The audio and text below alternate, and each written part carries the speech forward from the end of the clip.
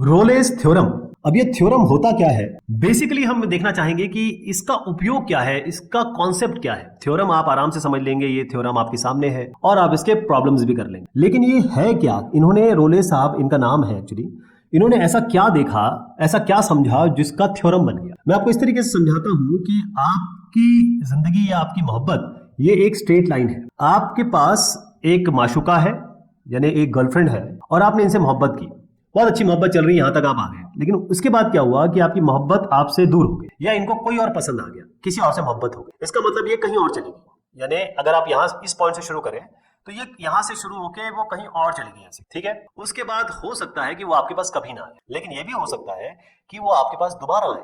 इसका मतलब ये जो पॉइंट है, इसको मैं ए कह देता हूं, इसको बी कह देता हूं, और ये ए पॉइंट है, ये बी पॉइंट है, और वो आपके पास दोबारा आती है। तो दोबारा आने ऐसे भी आ सकती है, या जो ए पॉइंट है ये बी पॉइंट है, ऐसा भी हो सकता है कि वो कई बार सोचे, यहाँ सोचे अरे इसके पास वापस जाऊं कि नहीं जाऊं, ये ज्यादा अच्छा है। फिर वो बोले छोड़ो यार, वो पुरानी बात हो गई। फिर हम आगे आए, फिर उन्होंने सोचा नहीं यार, ये जो लड़का है ना, ये जो नया लड़का है, ये बड़ा परेशान करता है, पिछले वाला बहुत मोहब्बत करता है। फिर वो वापस उन्होंने कहा कि ना ना छोड़ो, फिर उन्होंने किसी और के साथ दोस्ती की। ऐसे करते करते आखिर में वो आपके पास आए। तो रोले थ्योरम ये कहते हैं, या फिर ये थ्योरम ये कहता है कि जब आपकी मौशूका वापस आएगी तो कम से कम एक बार उसने जरूर सोचा होगा, कम से कम एक बार जरूर सोचा होगा आपके पास वापस आने का। तो अगर आपकी मोहब्बत ये स्ट्रेट लाइन है और इस पॉइंट पे जहां पर उन्होंने सोचा कि आपके पास दोबारा आना है, तो वहां पर अगर मैं एक स्ट्रेट लाइन बना दूं या फिर एक टेंजेंट बना दूं, तो आपकी मोहब्बत की लाइन ये है ना, ये भी तो ये वही लाइन है। तो यही मोहब्बत की लाइन आपकी सेम, या प्यार की लाइन सेम चल। इसी का प्रैक्टिकल यूज, इसी का मैथमेटिकल इंटरप्रिटेशन रोलेस थ्योरम में किया गया है। अब आपको मैथमेटिकली समझाता हूं मैं, अब आप थोड़ा कॉन्सेप्ट तो समझ गए होंगे। मैथमेटिकली समझिए इसको।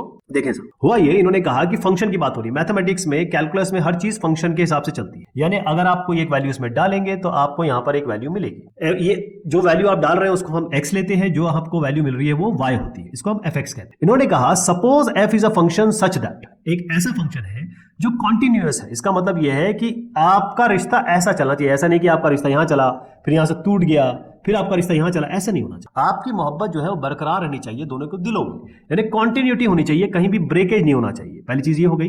इन्होंने कहा ये होगा एक क्लोज इंटरवल में, यानी कि ये ए और पॉइंट दोनों इंक्लूडेड है, इसके बीच में कहीं ब्रेक नहीं होना चाहिए। आपकी जिंदगी में यहां से यहां तक आप कई लोगों से मोहब्बत करते हैं, अपने शुरुआती दौर में, स्कूल में, फिर कॉलेज में, फिर अपनी बीवी से। तो यहां पर मैं आपको बात बता रहा हूं माशूका और बीवी की, वो शुरुआती की बात नहीं कर रहा हूं क्योंकि शुरुआती तो टूटते रहते हैं, तो ये कंटिन्यूटी हो। डिफरेंशिएबिलिटी का मतलब ये होता है कि आपका कॉन्टिन्यूअस है तो ठीक है, लेकिन इस तरीके का पीक नहीं आना चाहिए। मतलब इस तरीके की आप दोनों बीच में ऐसी लड़ाई ना हो जाए कि जहां पर पॉइंट ऑफ नो रिटर्न हो, यानी कि ये यहां पर आप देखो, मैं ये भी लाइन बना सकता हूं, इस पॉइंट पे ये भी लाइन बना सकता हूं, तो कहीं भी आपकी जिंदगी के मोहब्बत के पैरेलल नहीं आएगी। तो कॉन्टिन्यूअस और डिफरेंशिएबल पहली चीज तो ये होना चाहिए। अब होता ये है कि डिफरेंशिएबिलिटी में आखिरी पॉइंट जो ये जो लास्ट पॉइंट है, इसमें दिक्कतें आती है। तो इन्होंने कहा कि भैया हमेशा ये आपका ओपन इंटरवल है, ए और बी पे नहीं होगा, इसके बीच में, मतलब आपकी जब शुरुआत हुई मोहब्बत की थोड़ी अड़चन हुई होगी, लेकिन जब ये कंटिन्यू, जब वो मोहब्बत परवान चढ़ गई तो फिर मोहब्बत ही रहेगी।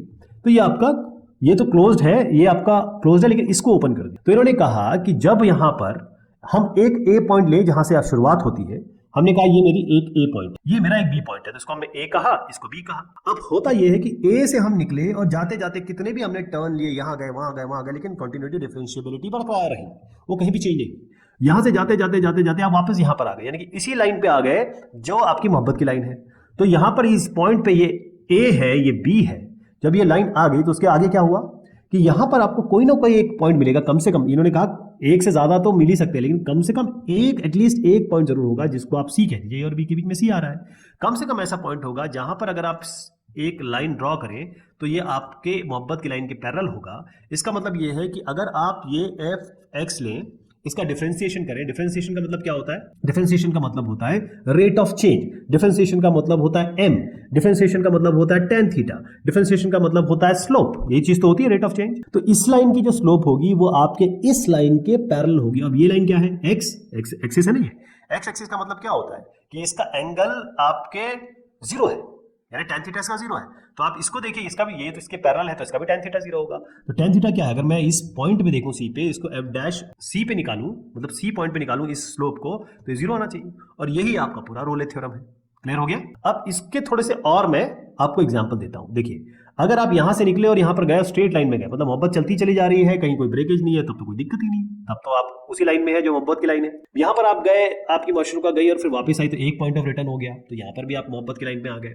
वो यूं गई, फिर उन्होंने सोचा, फिर वापस आई, कहीं और गई, फिर वापस ऐसे गई। तो कोई ना कोई ऐसा पॉइंट अगर आपके दो पॉइंट पे आ गया है ना, ए और बी आपका मैच होना चाहिए, ध्यान रखिएगा यहाँ पर, ये ए पॉइंट है, ये बी पॉइंट है, दोनों एक ही लाइन में आ रहे हैं, तब ये भी दो पॉइंट्स हो सकते हैं। ऊपर वो यहाँ सोच भी सकती है, यहाँ भी सोच सकती है, लेकिन कहीं ना कहीं उसने सोचा होगा। यहाँ पर देखिएगा कि उतार में मतलब उसका रिलेशनशिप दूसरे के साथ इतना लो चला गया कि आपके बारे में सोच लिया, तो यहाँ पर आपको फिर से सी पॉइंट मिल रहा है। तो कहने का मतलब ये है कि रोले थ्योरम आपको ये बताता है कि जब आप एक पॉइंट से निकलते हैं दूसरे पॉइंट पे पहुंचते हैं और दोनों पॉइंट एक ही लाइन में आ जाते हैं, यानी कि इनका y, इन दोनों के x का, a और b x है, इन दोनों का y जब बराबर हो जाता है तो कोई ना कोई एक पॉइंट होगा जो रिटर्न वाला पॉइंट होगा, वहां पर अगर आप टेंजेंट बनाएंगे तो f डैश c आपका 0 मिलेगा, यानी कि डिफरेंशिएशन उस फंक्शन का 0। अब मैंने बहुत मोहब्बत प्यार की बात कर ली, आइए जरा मैथमेटिक्स में आते हैं।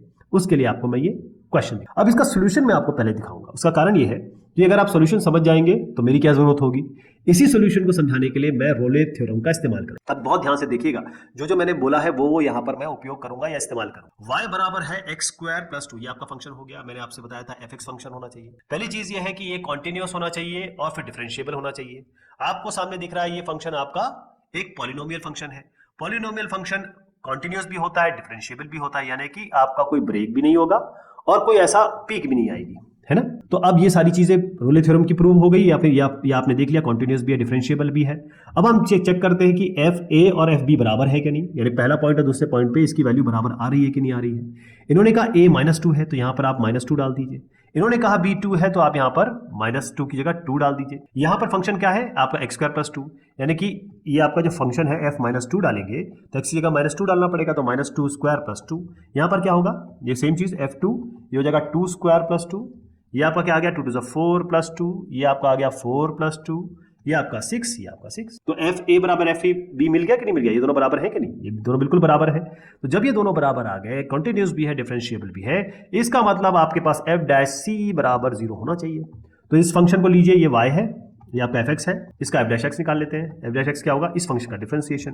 इस फंक्शन का डिफरेंशिएशन क्या होगा, एक्स स्क्वायर का 2x, और ये तो 0 है, 2 का 0 हो जाएगा, यानी कि आपका एफ डैश एक्स 0 है ना, एफ 0। अब ये एफ डैश एक्स 0 कब होगा, जब 2x बराबर 0 होगा, यानी कि x बराबर 0 है, तो ये आपका x यानी कि जो c है वो क्या मिला 0, यानी कि आपका एफ डैश सी यानी कि एफ डैश 0, c आपको 0 मिला। अब आपने ये c 0 तो निकाल लिया, लेकिन इससे क्या पता चला कि कहीं ऐसा तो नहीं कि आप इस पॉइंट से इस पॉइंट तक आए और ये पॉइंट इसके बीच में नहीं है, वो जो आपकी मोहब्बत है वो यहाँ चली गई, यहाँ से ऐसे करके फिर वापस आई, ये तो इसके बीच में होना चाहिए ना, ए और बी के बीच में आना चाहिए, ये पॉइंट नहीं होना चाहिए पॉइंट ऑफ रिटर्न, है ना। तो ये जो पॉइंट है इसे इसके बीच में आना चाहिए।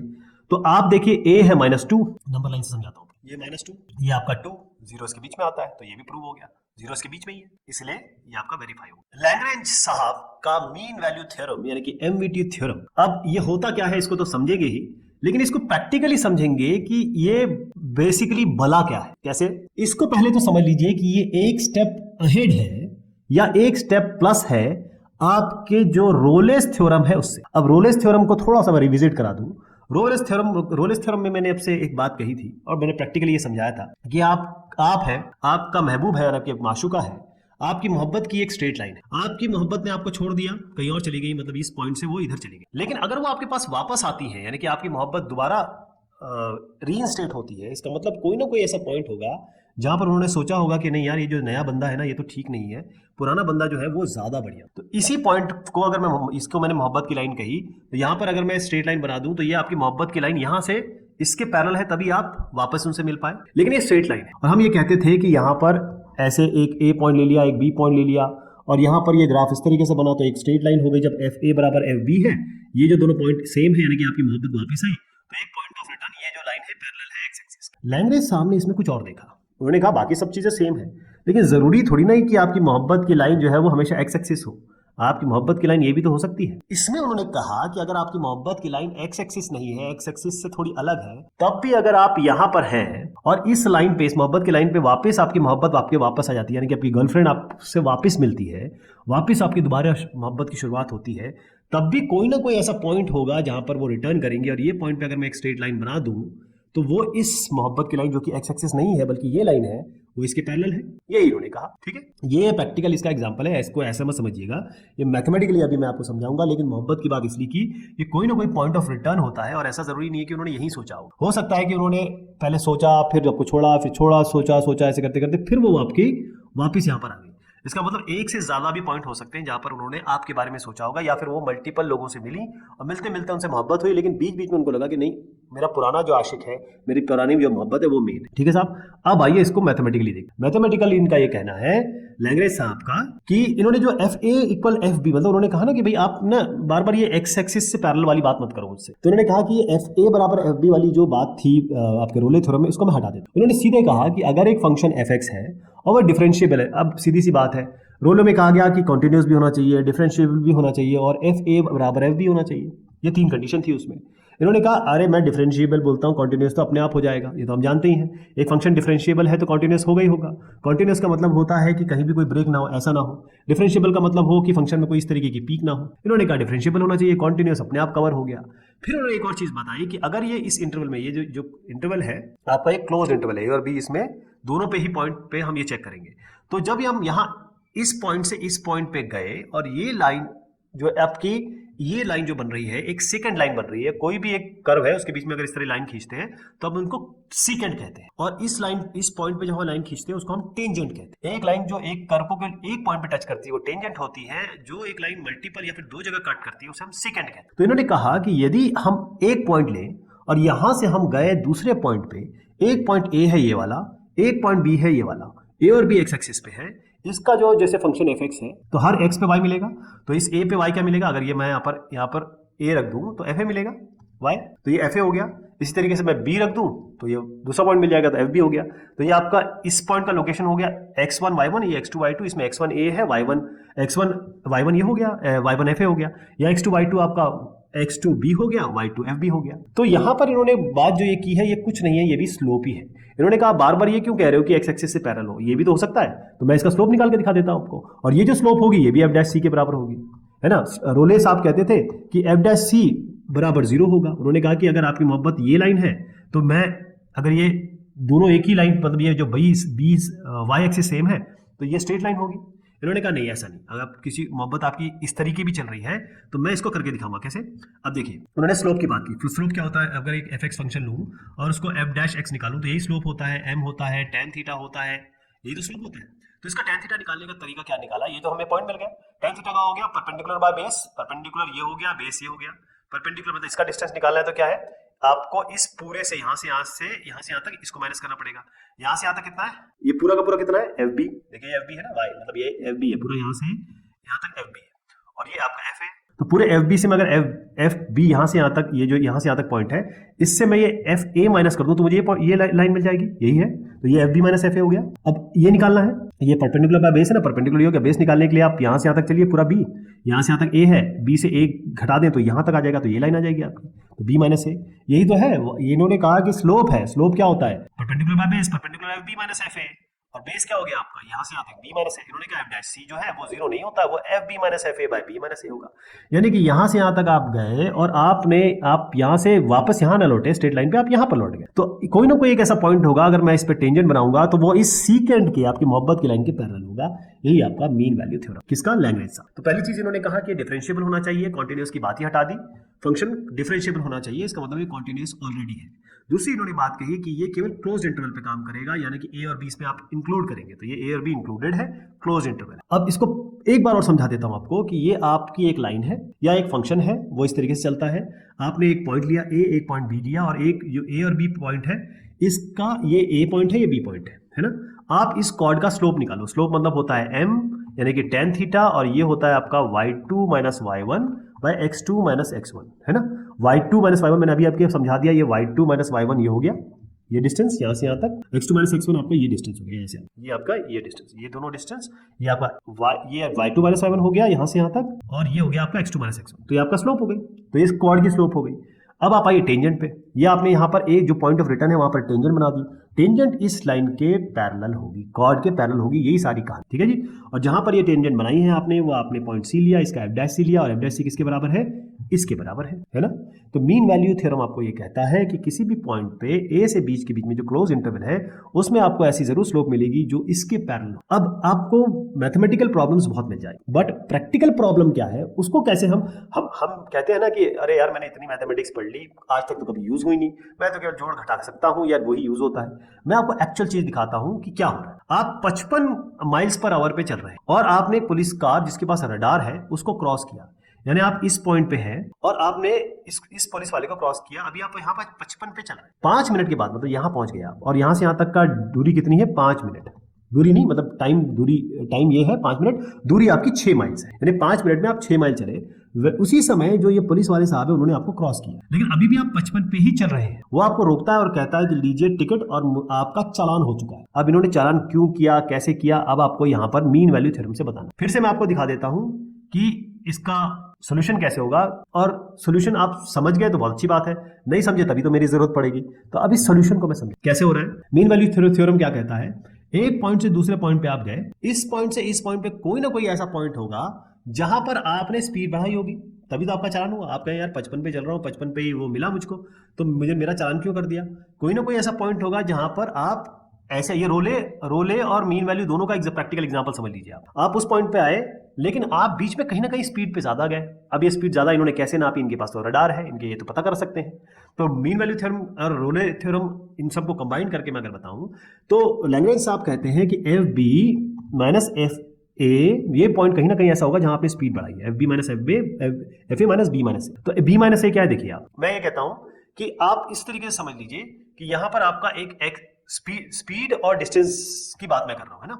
वेलोसिटी ध्यान रखिएगा, डिस्टेंस बाय टाइम होता है। तो डिस्टेंस आपका 6 माइल्स हुआ है, तो हम यहाँ ऐसा करते हैं कि इस पॉइंट को हम ले लेते हैं 0 यहाँ पर, क्योंकि अभी आपका यहाँ पर जो टाइम आया है, मतलब बी माइनस है, ये जो आपका टाइम है ये 0 है। इस टाइम पे आपकी स्पीड क्या है? यहाँ पर आपका जो टाइम आया है ये आप कितना 5 मिनट में गए, तो 5 मिनट का मैं जरा घंटे से डिवाइड करते हो, 5/60 होता है 1/2, तो आप यहाँ 1/12 पे है, ठीक है जी। अब ये x है आपके, y क्या बनेंगे इसके? आप इस पे डालिए ये डिस्टेंस, ये आपको वैसे भी दिया ही हुआ है ना, इसमें कोई दिक्कत ही नहीं है। ये आपको ये पता है कि ये मेरा होगा f0 और मेरा ये होगा f फंक्शन, मतलब मैं आपकी वेलोसिटी निकालने की कोशिश कर रहा हूँ, तो ये आपका हो गया f 1/12, ठीक है साहब। तो आपको क्या निकालना है? ये f 1/12 minus f0 divided by 1/12 minus 0। तो आप ये जानते हैं f 1/12 माइनस f0, ये आप 6 माइल, मतलब डिस्टेंस आपने कवर किया 6 माइल, और स्पीड होता है डिस्टेंस बाय टाइम, तो डिस्टेंस तो 6 माइल आपने कवर किया, और यहां से यहां तक डिस्टेंस कितना आ रहा है, मतलब टाइम का डिस्टेंस 1/12 माइनस 0, यानी कि 1/12 माइनस 0 1/12 ही होगा।